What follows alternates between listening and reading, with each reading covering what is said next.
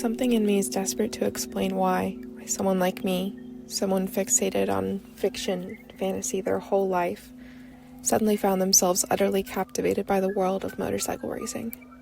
I think a part of me stopped wanting to escape and started wanting to live. In the United States, the sport lives like a folktale. Faint, distant, half forgotten, but it doesn't want to stay in the shadows. It deserves to be known, seen, and loved. So this is an offering, a small attempt to share a secret beauty with those who have never heard it whisper. Because unlike most modern media, this isn't escapism. It's the exact opposite. It's total presence. A race asks this of a rider. Every cell in your body must awaken. Every instinct must scream. Your heartbeat must sync with the rhythm of the machine. You must let it become an extension of your soul. Let yourself move through time and space, chasing only meaning and purpose. Most people, if we're being honest, are just getting through the day. Sometimes that includes myself. We scroll, we numb, we chase shadows of what used to make us feel alive. But the call to adventure still whispers. The open road still hums. That primal tug to drop everything and go. It never really left. A rider listens. A rider obeys, and he chases that truth at 200 miles per hour.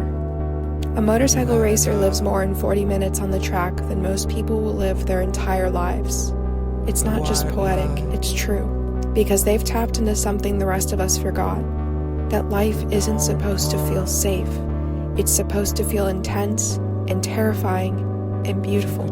A race answers every question and longing I've ever had. It tells a whole tale in the breadth of a weekend.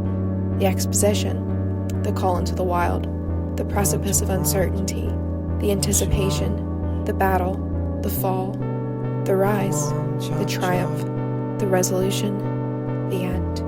Here I am on the slow path of becoming, and then there's a rider having another becoming every other weekend.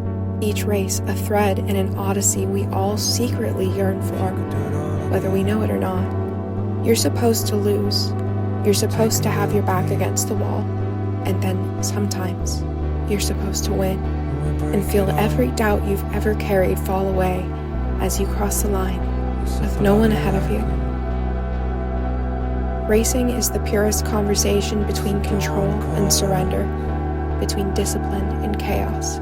It's the dance on the edge, the apex of human existence, a whisper to death, a defiant stare into the abyss, the acknowledgement of the long sleep to come, and a decision to line up anyway.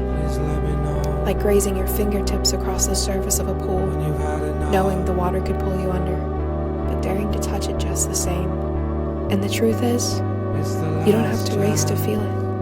I barely know how to ride. Even on a quiet road, with no cameras, no crowds, just the horizon tearing itself open ahead. You hear the echo, that flicker of a moment when you realize you're not just surviving, you're alive. And no matter how fractured the world becomes, there's still and always this. A man sits on a motorcycle, a road blooms ahead of him, and he goes forward. So why shouldn't I?